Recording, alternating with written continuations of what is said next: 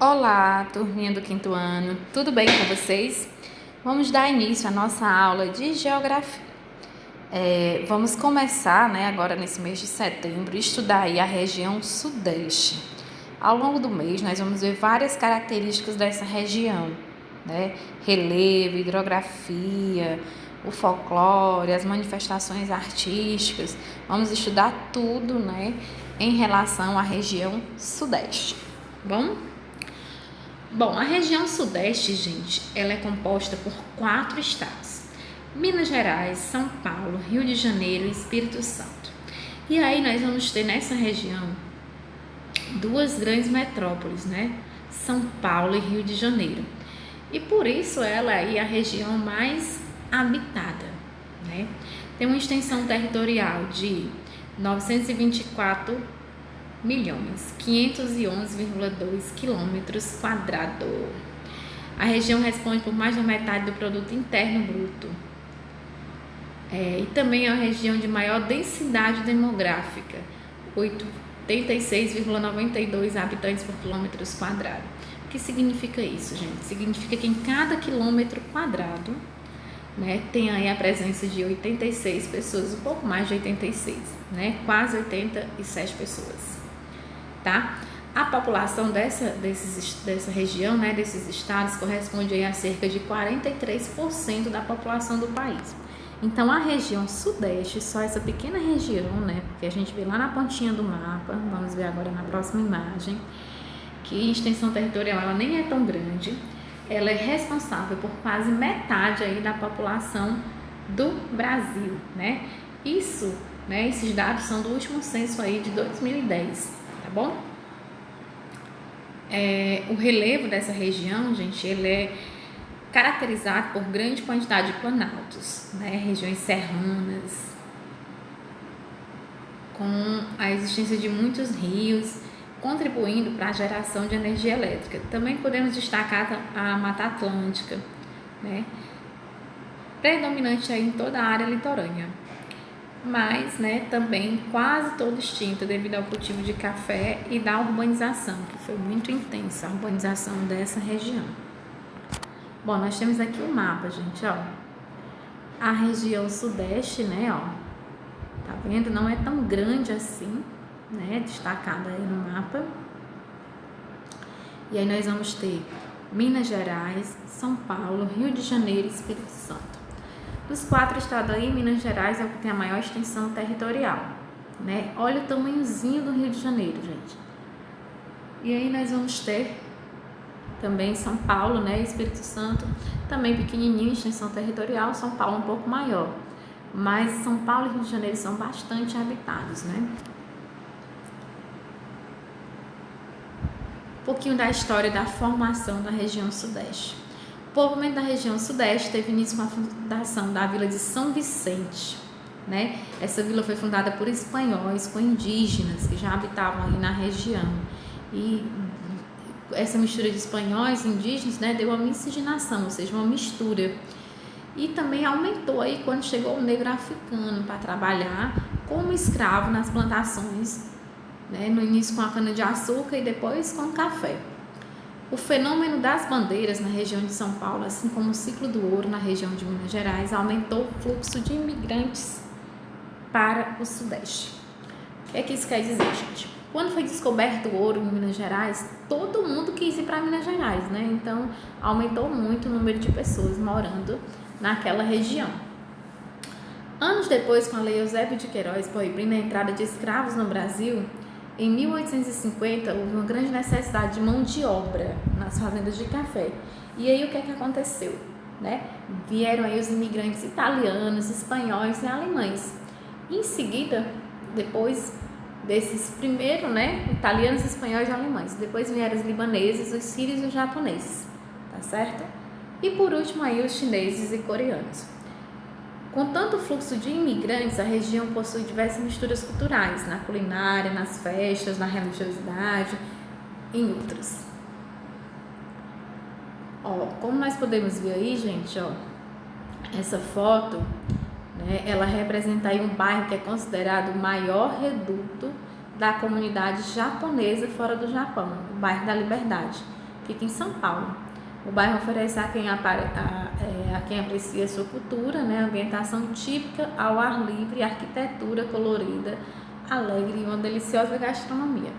Então, esse bairro em São Paulo é o lugar que mais tem japonês morando, né, fora do Japão, certo?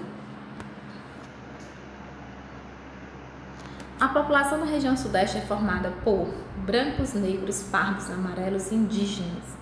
São Paulo e Rio de Janeiro e Minas Gerais são os estados mais populosos do Brasil. A maior parte da população vive na zona urbana, né?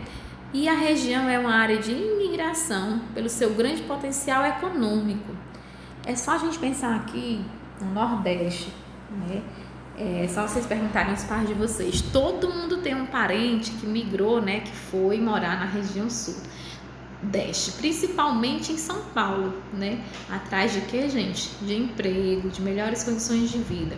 Como lá tem muitas indústrias, muitas pessoas saíram, né, aqui da nossa região em busca de emprego, viu? E muitas pessoas ainda moram lá, né? Eu mesma tenho vários tios que moram em São Paulo, porque foram nessa época atrás de trabalho, de melhores condições de vida e acabaram, né, constituindo família, morando por lá e lá permanecem até hoje. A maior concentração populacional é no eixo Rio-São Paulo, como já tinha falado, esses dois estados são os mais populosos, né? Eles têm uma concentração maior de pessoas. Esse mapa, gente, ele mostra aí que é a questão da população, né?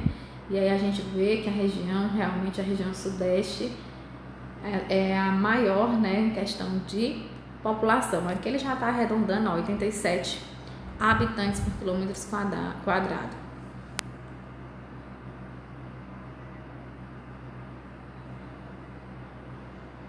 E, claro, onde tem tantas pessoas diferentes, né? Tanta miscigenação, tanta mistura, surgiu vários grupos étnicos, né? Principalmente, a população de lá é formada principalmente pelos brancos, negros e indígenas, certo? Com o fim da escravatura, fim da escravidão, a expansão da cafeicultura e urbanização de São Paulo, a região atraiu imigrantes italianos, árabes, japoneses, e posteriormente populações de outras regiões, além dos chineses também. Concentra-se nas capitais a maior parte da população. No sudeste também há êxodo rural, que atrai pessoas pelo centro de grandes metrópoles. Essa realidade provocou nos grandes centros do sudeste um problema social imenso, com excesso de poluição, trânsito difícil, crescimento de muitas comunidades carentes e dificuldade nos transportes. O que aconteceu, gente? Era uma região que estava, né? Era a região que estava mais se desenvolvendo e as pessoas correram todas para lá. E aí fizeram as casas sem planejamento, sem saneamento, surgiu muitas favelas, né? Enfim, veio esse problema urbano. Em todos os locais encontramos intenso movimento de pessoas, sempre aceleradas, correndo contra o relógio. Conforme a diversidade de trabalho que a região oferece, podemos destacar alguns tipos característicos que contribuíram com o seu desenvolvimento. Então, nós vamos ver agora alguns tipos característicos daquela região, né? Nós temos aí, o colono. O colono é aquele trabalhador que se dedica à agricultura. Em geral é o caipira ou caboclo. Nós temos também o boia fria, que também é conhecido como Zé Marmita, que ele trabalha no campo, geralmente em plantações. Temos o sambista, né, bem típico do Rio de Janeiro, que é compositor e trabalhador da indústria de carnaval.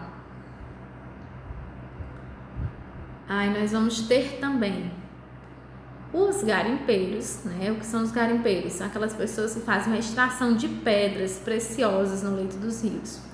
Temos os operários, que são as pessoas que trabalham nas indústrias, né? Que lá tem um grande número de operários. Temos os boiadeiros, também conhecido como peão, que é o pessoal que cuida do gado, né? Dos bois, das vacas, enfim. Temos o barqueiro, né? Que fica ali, ele habita as margens dos rios e transporta mercadoria e pessoas. E aí nós ainda temos o caiçara. É um caipira caipira, gente, só que é um caipira praiano, né? Ele é um torcedor de gaiolas para a pesca de lagostas e de reis para a pesca.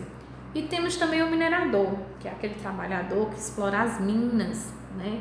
Que vai lá explorar as minas atrás das riquezas do subsolo, certo? Bom, esse material aí está no livro de vocês. Eu quis fazer com o livro de vocês para facilitar aí, né, a visualização. Vocês vão ler na íntegra bem direitinho e vão resolver as páginas 145 a 146, tá bom? Na próxima aula nós corrigimos aí essa atividade. Beijos e qualquer dúvida é só entrar em contato, tá bom? Tchau, tchau, até a próxima aula.